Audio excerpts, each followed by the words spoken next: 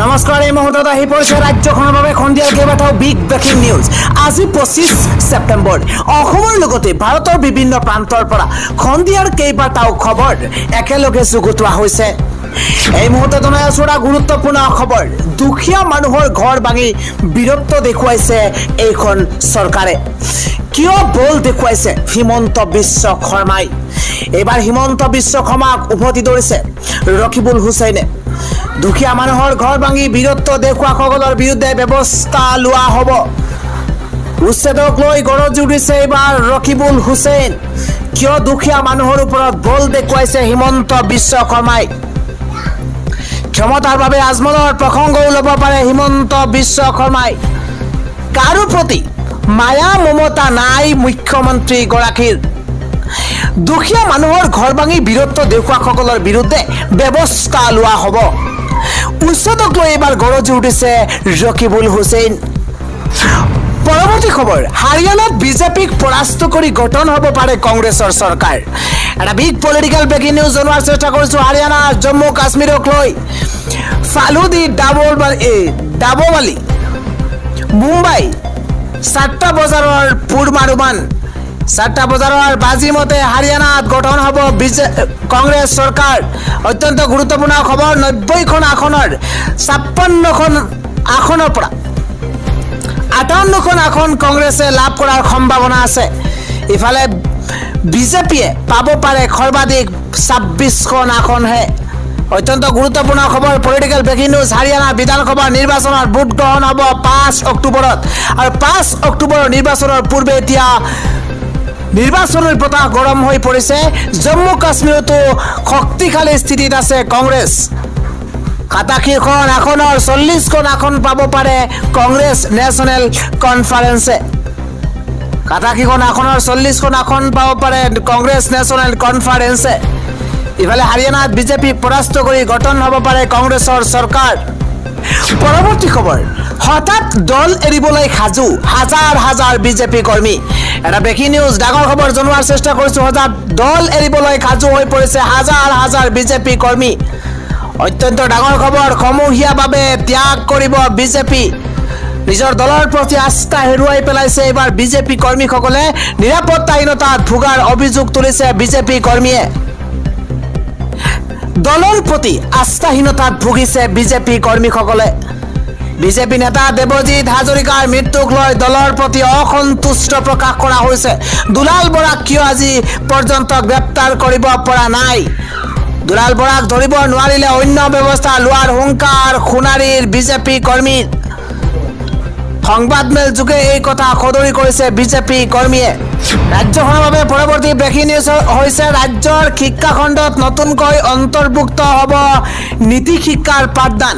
আজি ৰাজ্যৰ মুখ্যমন্ত্ৰীগৰাকীয়ে এই কথা ঘোষণা কৰিছে। এটা ব্ৰেকিং নিউজ, ডাঙৰ খবৰ জনোৱাৰ চেষ্টা কৰিছো। ৰাজ্যৰ শিক্ষা খণ্ডত নতুনকৈ অন্তৰ্ভুক্ত হ'ব শিক্ষা নীতিৰ পাঠদান। নতুন শিক্ষাবৰ্ষৰ পৰা 3য় আৰু 6ষ্ঠ শ্ৰেণীত অন্তৰ্ভুক্ত হ'ব চৰিত্ৰ পাঠ। ৰাজ্যৰ শিক্ষা খণ্ডত নতুনকৈ অন্তৰ্ভুক্তিকৰণ কৰা হ'ব শিক্ষা নীতিৰ পাঠদান। নতুন শিক্ষাবৰ্ষৰ পৰা 3য় আৰু 6ষ্ঠ শ্ৰেণী অন্তৰ্ভুক্ত হ'ব এই চৰিত্ৰ পাঠটো। এখন সুন্দৰ নিকা সমাজ গঢ়াৰ ক্ষেত্ৰত গ্ৰন্থখনে ইতিবাচক ভূমিকা গ্ৰহণ কৰিব।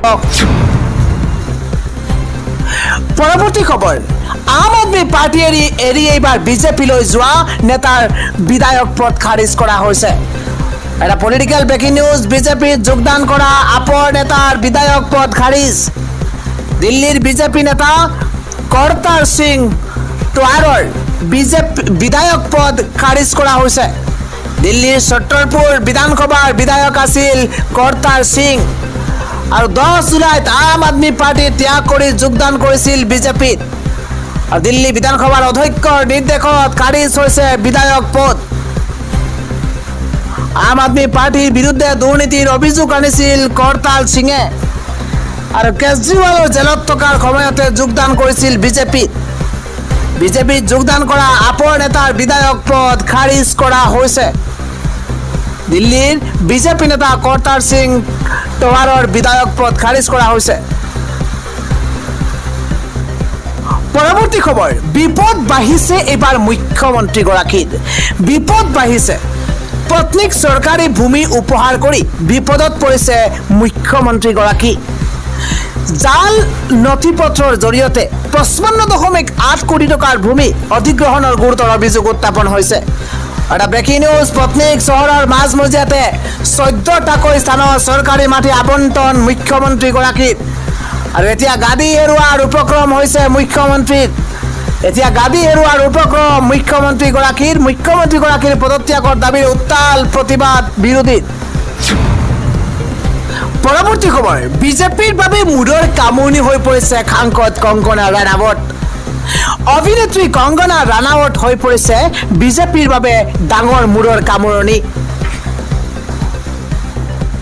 পুনৰ বিতৰ্কিত মন্তব্য কংগনা ৰাণাৱতৰ মূৰ্খ আখ্যা দিছে এইবাৰ কংগ্ৰেছে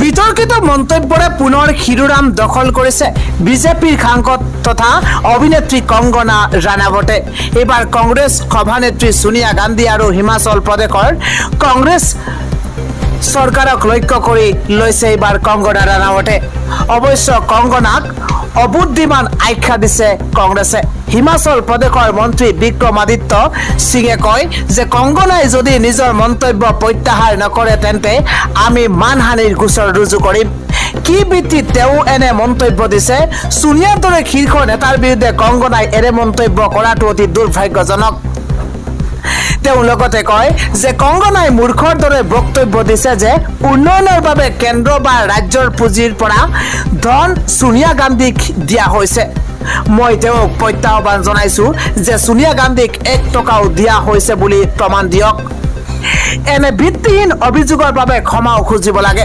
প্ৰসংগক্ৰমে দেওবাৰে কংগনাই কয় যে দুৰ্যোগ আৰু কংগ্ৰেছে হিমাচল প্ৰদেশক দশক পিছুৱাই নিছে মই ৰাইজৰ এই চৰকাৰক উৎখাত কৰিবলৈ আহ্বান জনাইছো কেন্দ্ৰীয় চৰকাৰে যদি সাহায্য পুঁজি দিয়ে তেন্তে সেয়া মুখ্যমন্ত্ৰীৰ সাহায্য পুঁজিলৈ যাব লাগে কিন্তু সকলোৱে জানে এয়া সোনিয়া ৰিলিফ ফাণ্ডলৈ যায় পৰৱৰ্তী খবৰ আহি আছে কালগুনি য়াগীয়ে ৰাজ্যৰ বিভিন্ন প্ৰান্তত এতিয়া তাণ্ডৱ চলাইছে আগন্তুক কেইদিনমান ৰাজ্যৰ বিভিন্ন প্ৰান্তত হ'ব নেৰানেপেৰা বৃষ্টিপাত ইফালে বতৰ বিজ্ঞান কেন্দ্ৰই জাৰি কৰিছে সতৰ্কবাণী কালগুনি য়াগীয়ে ভয়ংকৰ ৰূপ ধাৰণ কৰিছে কিছু ঠাইত ইয়েলো এলাৰ্ট জাৰি কৰা হৈছে আজি নিশাৰ ভাগতে ৰাজ্যৰ বিভিন্ন প্ৰান্তত ধাৰাসাৰ বৰষুণ হোৱাৰ সম্ভাৱনা আছে পৰৱৰ্তী খবৰ ভয়ংকৰ ঘটনাত আজি ট্ৰাকৰ তলত বাহন সোমাই 7 গৰাকীকৈ লোকৰ মৃত্যু হৈছে এই মুহূৰ্তত জনাই আছো এটা গুৰুত্বপূৰ্ণ খবৰ ভয়ংকৰ পথ দুৰ্ঘটনা আজি সংঘটিত হৈছে আৰু থিতাতে নিহত হৈছে 7 গৰাকীকৈ যাত্ৰী ভয়ংকৰ পথ দুৰ্ঘটনা থিতাতে 7 গৰাকীকৈ লোকৰ মৃত্যু হৈছে মন্দিৰ দৰ্শন কৰি ঘৰলৈ উভতাৰ পথতে তীব্ৰ গতিত ট্ৰাকৰ তলত সোমাই পৰিছে বাহনখন আৰু তাৰ পিছতে বাহনত থকা মুঠ 8 গৰাকীৰ ভিতৰতে 7 গৰাকীৰ থিতাতে মৃত্যু হৈছে বুলি জানিব পৰা গৈছে নিমিষতে ভাঙি চুৰমাৰ হৈছে যাত্ৰী থকা বাছখন আৰু গুজৰাটৰ খাবৰকাণ্ডত এই ভয়ংকৰ ঘটনা সংঘটিত হৈছে বুলি জানিব পৰা গৈছে আজিৰ সন্ধিয়াৰ পৰৱৰ্তী গুৰুত্বপূৰ্ণ খবৰ হৈছে ৰেচন কাৰ্ড নথকা লোকক সোণালী সুযোগ দিছে ৰাজ্য চৰকাৰে অত্যন্ত গুৰুত্বপূৰ্ণ খবৰ আজিয়ে কৰক ৰেচন কাৰ্ডৰ বাবে আবেদন যদি আপোনাৰ ৰেচন কাৰ্ড নাই আজি ৰেচন কাৰ্ডৰ বাবে আপুনি কৰক আবেদন কিয়নো ৰাজ্যত ৰেচন কাৰ্ডৰ বাবে চলি আছে অভিযান প্ৰতিটো দুখীয়া মধ্যবিত্ত পৰিয়ালক ৰেচন কাৰ্ড দিয়াৰ লক্ষ্য হাতত লৈছে চৰকাৰে ইফালে উল্লেখ কৰা হৈছে প্ৰতিটো দুখীয়া মধ্যবিত্ত পৰিয়ালক ৰেচন দিয়াৰ লক্ষ্য চৰকাৰৰ নতুনকৈ প্ৰায় 20 লাখ লোকে লাভ কৰিব ৰেচন কাৰ্ড বছৰি 4 লাখতকৈ কম উপাৰ্জন কৰা পৰিয়ালক দিব ৰেচন কাৰ্ড থকা পৰিয়ালৰ মহিলাই পাব অৰুণোদয় আঁচনিৰ সুবিধা 15 অক্টোবৰৰ ভিতৰত কৰিব লাগিব আবেদন অত্যন্ত জৰুৰী খবৰ আবেদনৰ বাবে বাধ্যতামূলক হ'ব আধাৰ কাৰ্ড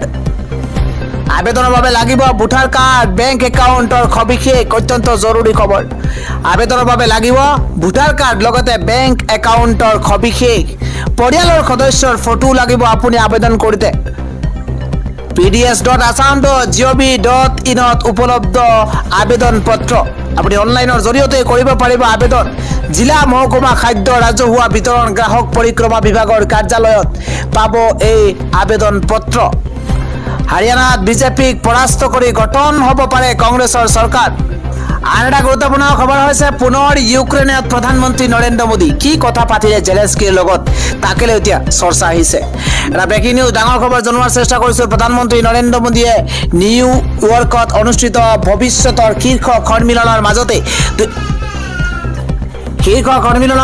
2024 চনৰ 23 ছেপ্টেম্বৰত ইউক্ৰেইনৰ ৰাষ্ট্ৰপতি এইচ.ই. ভলোডিমিৰ জেলেনস্কিৰ সৈতে এখন দ্বিপাক্ষিক বৈঠকত মিলিত হৈছে দুয়োগৰাকী নেতাই প্ৰধানমন্ত্ৰীৰ শেহতীয়া ইউক্ৰেইন ভ্ৰমণৰ কথা স্মৰণ কৰে আৰু দ্বিপাক্ষিক সম্পৰ্ক অটুট থকাত সন্তুষ্টি প্ৰকাশ কৰিছে ইউক্ৰেইনৰ পৰিস্থিতিৰ লগতে শান্তিৰ দিশত অগ্ৰসৰ হোৱাৰ উপায় বিষয়টো তেওঁলোকৰ আলোচনাত গুৰুত্বপূৰ্ণ স্থান লাভ কৰিছে